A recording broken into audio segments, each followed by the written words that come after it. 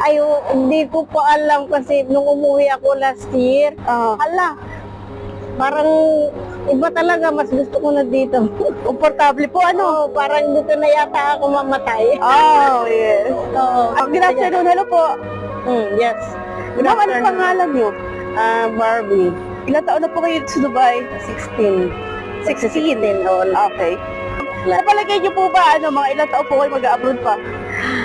Ay, hindi ko po alam kasi nung umuwi ako last year, hala, parang iba talaga, mas gusto ko na dito.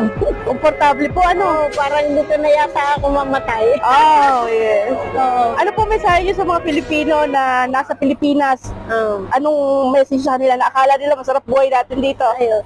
Hindi, ang mapapayo ko naman kasi depende kasi yan sa sitwasyon nila doon. Kung talagang naghihirap din sila sa buhay, so nangangarap din sila